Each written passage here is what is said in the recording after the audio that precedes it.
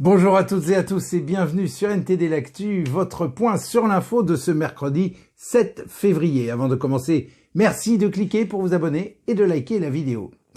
François Bayrou, président du MoDem, a été relaxé au bénéfice du doute dans une affaire de détournement de fonds publics. Cependant, l'UDF, le MoDem ainsi que 8 personnes physiques ont été reconnues coupables de détournement de fonds publics.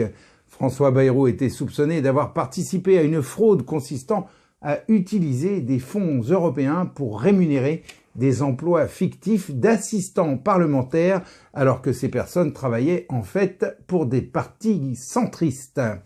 Cependant, le juge a statué que les preuves étaient insuffisantes pour affirmer que François Bayrou était au courant de ces détournements d'argent public. De plus, des sources avancent qu'il pourrait bien prochainement obtenir un poste de ministre au sein du gouvernement. Et à Toulon, une fillette de 10 ans a été victime d'une tentative d'enlèvement devant son école. L'agresseur est connu de la justice pour avoir déjà commis plusieurs agressions sexuelles. Il a tenté d'emmener la jeune fille avec lui alors qu'elle attendait le bus, la tirant par le bras. Mais un membre du personnel de l'école est intervenu et l'agresseur a pris la fuite. La police a finalement retrouvé le criminel caché sous une brouette dans le jardin d'une villa de la ville. Et à Paris, une cinquantaine de migrants ont été transférés en province après qu'un campement sous un pont qui abritait plus de 100 migrants a été démantelé. Cela a provoqué une indignation des associations et des élus. Ces transferts ont été critiqués comme une forme de nettoyage social lié à la venue prochaine des Jeux Olympiques. Des élus, dont le maire de Lavore, ont exprimé leur refus d'accueillir des migrants en région, dénonçant une politique hypocrite. Certains de ces migrants avaient ailleurs des emplois en Île-de-France et ne pouvaient donc pas se permettre de quitter la région. Et c'est la mairie de Bordeaux, après celle de Lyon et de Paris, qui envisage de surtaxer les SUV pour le stationnement, bien qu'aucune décision concrète n'ait encore été prise. À Paris, un tarif spécifique pour le stationnement des SUV a été voté, avec seulement 6% de votants. Une mesure qui va évidemment faire débat dans les jours à venir. Et je laisse maintenant la parole à Anthony. Anthony, c'est à vous, on vous écoute. Merci Rémi, bonjour à tous. Je vous propose aujourd'hui de poser notre regard à Marseille, où le gang de dealers connu sous le nom de DZ Mafia cherche activement à regonfler ses rangs. En effet, après avoir subi des pertes importantes l'année dernière, notamment à cause d'arrestations et de règlements de compte, le gang se retrouve en manque de personnel pour maintenir son contrôle sur une grande partie du trafic de drogue de la ville. Chose pour le moins stupéfiante, c'est que pour combler ce vide, ils sont allés jusqu'à publier des recrutements sur les réseaux sociaux pour élargir leurs recherches à l'échelle nationale. Fallait oser quand même. Aussi, en proposant des salaires alléchants, alors jusqu'à 300 € par jour pour les dealers, le gang semble viser une croissance qu'on peut qualifier d'agressive.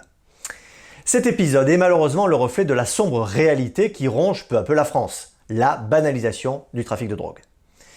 Et cette activité, d'ordinaire perçue comme purement masculine, touche aussi les femmes. À ce sujet, la sociologue et chargée de recherche Sarah Perrin a publié un livre intitulé « Femmes et drogue, trajectoire d'usagères revendeuses » inséré socialement à Bordeaux et Montréal. Elle y décrit comment ces femmes utilisent divers stratagèmes pour être intégrées dans le milieu du trafic de drogue, sans se faire arrêter par la police. Écoutons-la.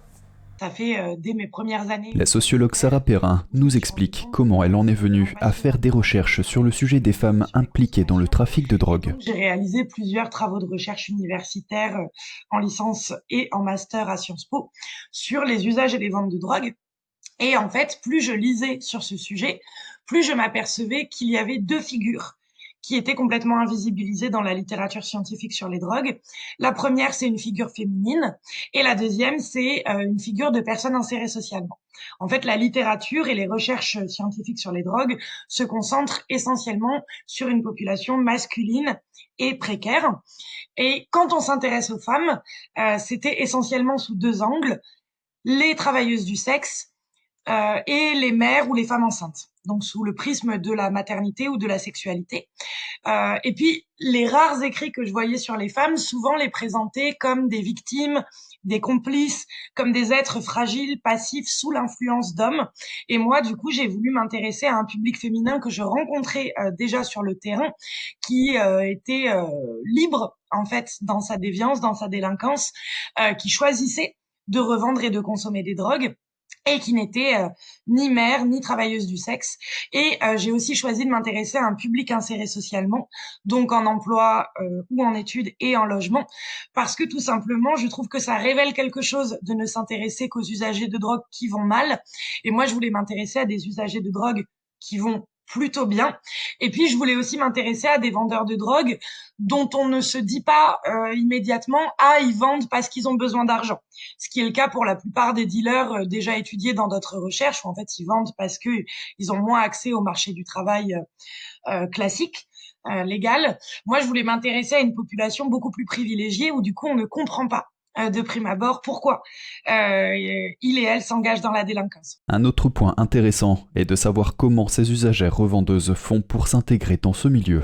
Forcément, quand on est une femme dans un milieu dominé numériquement et symboliquement par des hommes, ça influence forcément les pratiques et les trajectoires. Donc, comment les femmes s'en sortent ? Eh bien, elles développent des stratégies. Donc, c'est-à-dire qu'elles vont apprendre à s'imposer, à négocier. Elles vont parfois se masculiniser dans leur habillement, dans leur gestuelle, dans leur manière de parler, ou au contraire s'hyper-féminiser, parce que ça va les avantager dans certaines situations de renvoyer plutôt une image de douceur, de calme, de fragilité, pour susciter l'empathie ou la protection. Donc ça va vraiment dépendre des situations. Son ouvrage a été écrit après 4 ans de recherche et plus de 100 entretiens avec des hommes et des femmes usagers revendeurs de drogue et des policiers.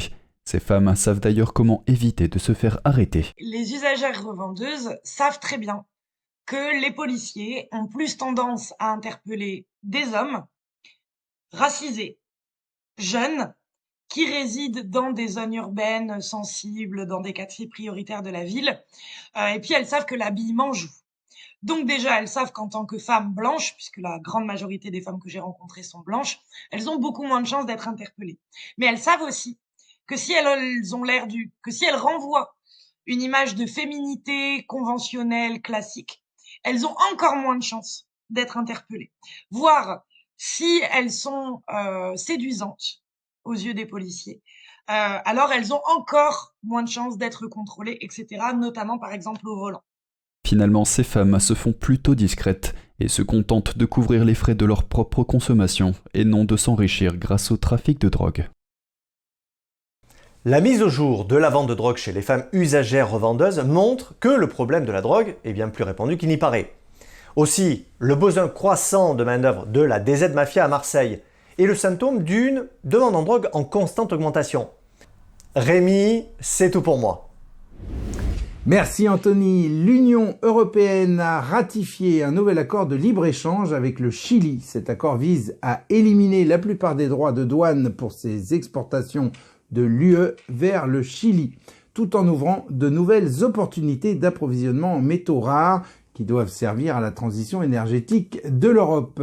Certains craignent que cet accord impacte l'agriculture, favorisant les exportations au détriment de l'agriculture française. Une situation qui n'est pas sans rappeler les controverses autour de l'accord de libre-échange avec les pays du Mercosur. Et on reste au Chili avec quelques images des dégâts causés par les incendies de forêt qui ont fait au moins 112 morts dans la région de Valparaíso. Le président chilien Gabriel Boric a décrit ces incendies comme la plus grande tragédie depuis le séisme de 2010. Les rescapés livrés à eux-mêmes tentent de faire face tant bien que mal à la catastrophe. Et le présentateur américain Tucker Carlson a annoncé une interview de Vladimir Poutine qui sera diffusée prochainement sur les réseaux. En effet, il estime que la couverture médiatique autour de la guerre en Ukraine est insuffisante. On l'écoute. Nous sommes venus pour interviewer le président de la Russie, Vladimir Poutine. Nous le ferons très bientôt. Il y a évidemment des risques à mener une interview comme celle-ci. Nous avons donc réfléchi soigneusement pendant de nombreux mois. Voilà pourquoi nous le faisons. D'abord parce que c'est notre travail, nous sommes dans le journalisme, notre devoir est d'informer les gens. 2 ans après le début d'une guerre qui redéfinit le monde entier, la plupart des Américains ne sont pas informés, ils n'ont aucune idée réelle de ce qui se passe dans cette région ici en Russie ou à 600 miles de là en Ukraine, mais ils devraient savoir. Ils paient pour une grande partie de cela, de manière qu'ils ne perçoivent peut-être pas encore pleinement. À suivre donc. Et on passe aux actualités Chine avec Vladia. Vladia, c'est à vous. Bonjour à tous, merci Rémi. Une déclaration audacieuse de la part de l'ancien président Trump. Dans une interview accordée dimanche à Fox News, il a promis d'imposer des droits de douane de plus de 60% sur les produits chinois s'il remporte un second mandat. Dans une interview sur Fox News, Trump a déclaré que des marchés de la Chine ont manqué de s'effondrer lorsqu'il a remporté l'Iowa. Il a acquiescé lorsque la journaliste a suggéré que Xi Jinping ne souhaite pas qu'il remporte la présidentielle. Trump est le candidat républicain le plus en vue. Si le plan est adopté, il pourrait avoir des répercussions majeures sur les économies dans le monde. Trump a imposé des droits de douane sur des centaines de milliards de dollars d'importations chinoises en 2018. Il a ensuite porté ces droits de douane à 25%. À l'époque, les États-Unis importaient plus de produits de la Chine qu'ils n'en vendaient. Le déficit commercial entre les deux pays s'élevait à plus de 400 milliards de dollars en faveur de la Chine. Trump a utilisé les droits de douane pour faire pression sur la Chine afin qu'elle achète davantage de produits américains. Les deux pays ont fini par signer un accord commercial dans lequel Pékin a accepté d'acheter pour plus de 200 milliards de dollars de produits américains. Outre les droits de douane, il a également été demandé à l'ancien président s'il pensait que la Chine interférerait dans les élections de 2024. Trump a répondu qu'il pense que la Chine tentera de le faire, sans doute pour faire gagner Biden, qui représente une moindre menace pour Xi Jinping. Il a émis le souhait de sécuriser les élections. Sur la question de Taïwan, il n'a pas souhaité répondre maintenant à la journaliste, car il veut être capable de négocier correctement avec la Chine s'il est élu. Le Parti communiste chinois revendique Taïwan comme faisant partie de la Chine, bien qu'il ne l'ait jamais gouverné. Washington refuse de dire s'il défendrait directement Taïwan dans le cas où la Chine lancerait une invasion. Bien que Joe Biden ait déclaré à plusieurs reprises que les États-Unis s'impliqueraient en cas de guerre, la Maison-Blanche est revenue sur ces déclarations. En Chine, les grandes villes comme Pékin, Shanghai, Shenzhen et Guangzhou abritaient autrefois certaines des rues les plus animées du pays. Aujourd'hui, la baisse de fréquentation est assez surréaliste. Des habitants se disent choqués par ce qu'ils voient. Voici quelques exemples. 真的是太夸张了，晚上就出来吃个饭，发现这一排街铺都空了。你看这现在广州各大商场都是这样子了吗？今天在荣昌茂这边，整个商场都没几个人。 Cette vidéo a été filmée à Sanlitun. Ce quartier regorge de restaurants et de bars haut de gamme, mais il peine aujourd'hui à attirer les touristes. Dans une autre vidéo, une commerçante explique que son magasin à Shanghai n'a pu survivre que pendant 3 semaines environ avant de devoir fermer ses portes. En ce qui concerne l'économie nationale, le taux de chômage en Chine augmente et les affaires sont beaucoup moins bonnes.